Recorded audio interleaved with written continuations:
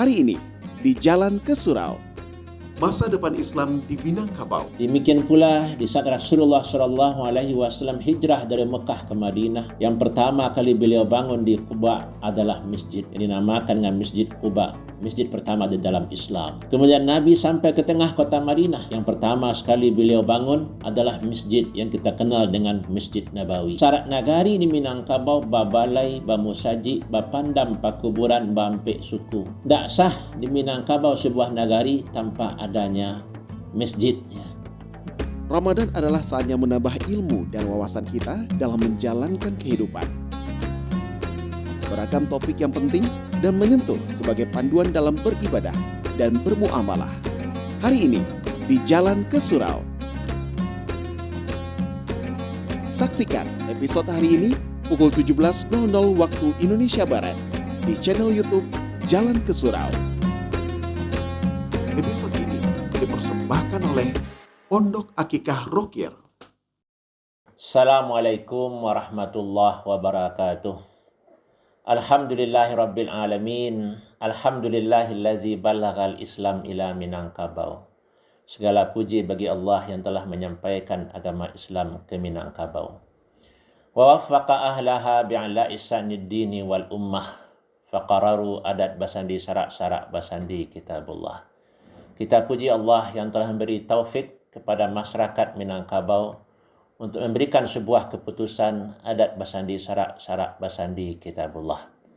Penonton Jalan ke Surau, setelah melewati 4 kali pertemuan, sekarang kita berada di pertemuan yang kelima. Tema kita adalah masa depan Islam di Minangkabau.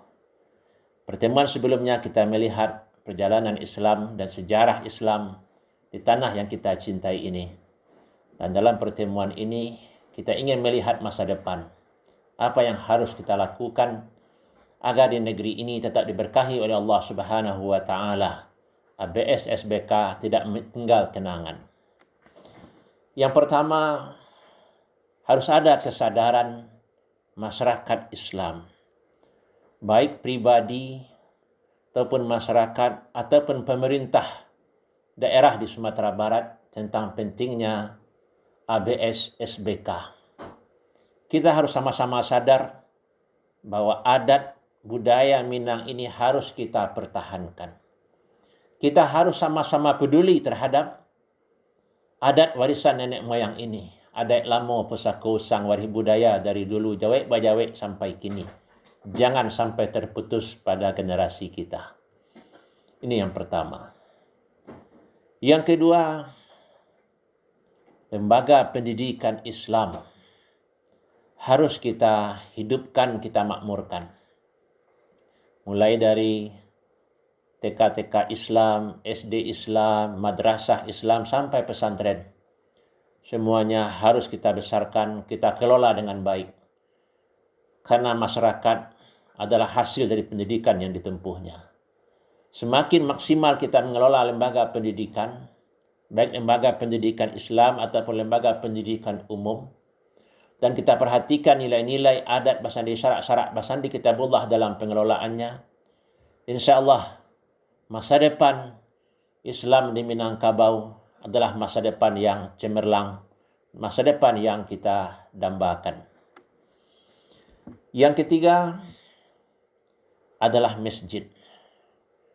Kita menyadari bahwa kedudukan masjid di dalam Islam sangat penting. Rasulullah SAW dalam peristiwa Isra Mi'raj digambarkan minal masjidil haram ilal masjidil aqsa. Dari Masjidil Haram ke Masjidil Aqsa. Demikian pula di saat Rasulullah SAW hijrah dari Mekah ke Madinah, yang pertama kali beliau bangun di Quba adalah masjid yang dinamakan dengan Masjid Quba, masjid pertama di dalam Islam. Kemudian Nabi sampai ke tengah kota Madinah. Yang pertama sekali beliau bangun adalah masjid yang kita kenal dengan Masjid Nabawi. Demikian pula di saat Islam sampai ke Minangkabau, maka dibuatlah aturan mentauladani Rasulullah SAW dalam perjalanan dakwah Sarat nagari di Minangkabau babalai, bamusaji, bapandam, pakuburan, bampek suku. Tak sah di Minangkabau sebuah nagari tanpa adanya masjid. Dan ini sudah kita bahas dalam pertemuan sebelumnya dengan tema surau. Dan saat ini alhamdulillah lembaga-lembaga surau atau bangunan masjid musala sudah sangat banyak di daerah Minangkabau. Baik yang dibangun oleh masyarakat bekerja sama dengan perantau ataupun yang dibangun secara pribadi. Bangunan masjid dari tahun ke tahun, dari waktu ke waktu semakin megah. Ini satu hal yang sangat kita syukuri, alhamdulillah. Demikian juga kalau kita dalam perjalanan dari Padang ke Bukit Tinggi terus ke Payakumbuh, kita lihat masjid-masjid yang megah, musala-musala yang luar biasa. Dan di salat 5 waktu semuanya dipenuhi oleh jamaah. Tugas kita selanjutnya adalah memaksimalkan manfaat dari masjid. Masjid di dalam Islam adalah pusat peradaban, bukan sekedar tempat salat 5 waktu. Masjid harus banyak kegiatan. Masjid perlu memiliki pondok tahfiz. Masjid perlu membantu jamaah yang membutuhkan bantuan atau masyarakat kurang mampu. Masjid harus menjadi pusat pendidikan yang memungkinkan. Kalau dulu masjid adalah sekolah menjadi asrama, hari ini tentu tidak semuanya bisa seperti masa lampau karena sekolah telah berdiri sendiri. Minimal salat 5 waktu harus hidup di setiap masjid dan musala di pelosok nagari-nagari di Minangkabau. Yang kedua, pengajian-pengajian harus rutin dilakukan. Apalagi di masjid-masjid yang besar atau musala yang jamaah sekitarnya sangat banyak.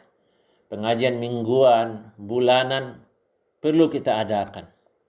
Meskipun sudah banyak ceramah-ceramah di media sosial, di YouTube, Facebook dan seterusnya, tapi ceramah di masjid tidaklah sama dengan mendengarkan ceramah melalui media sosial. Dan pengurus masjid perlu menyadari bahwa amanah mereka untuk mengelola rumah Allah itu adalah amanah yang luar biasa, kesempatan untuk masuk surga.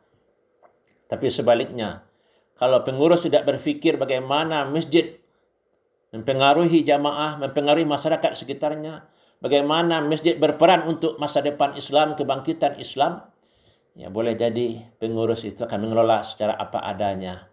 Boleh jadi wakaf, infak, sedekah untuk masjid itu sia-sia. Penonton jalan ke masjid, masa depan Islam perlu kesadaran masyarakat Minang sendiri sehingga Islam tetap kuat di negeri kita. Yang kedua, lembaga-lembaga pendidikan Islam harus kita kuatkan. Yang ketiga, masjid harus kita makmurkan, kita perbanyak kegiatan di masjid sehingga pengaruh masjid terhadap masyarakat itu benar-benar tampak sehingga terwujud masjid sebagai pusat peradaban. Semoga apa yang kita sampaikan bisa kita amalkan, kita tetap melangkahkan kaki ke surau, ke masjid, dan langkah kita itu akan mendekatkan kita ke surga insya-Allah.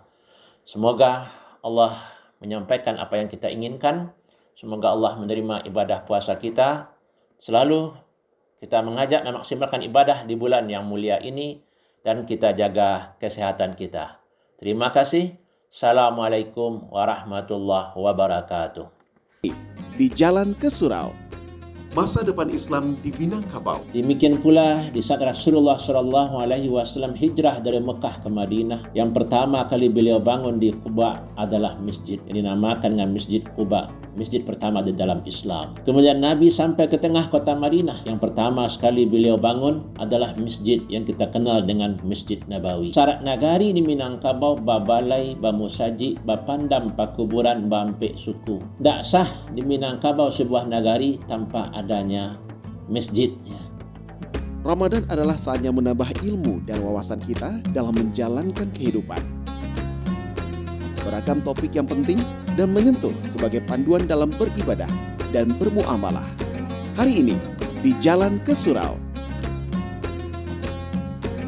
Saksikan episode hari ini pukul 17.00 waktu Indonesia Barat di channel YouTube Jalan ke Surau. Episode ini dipersembahkan oleh Pondok Akikah Rokier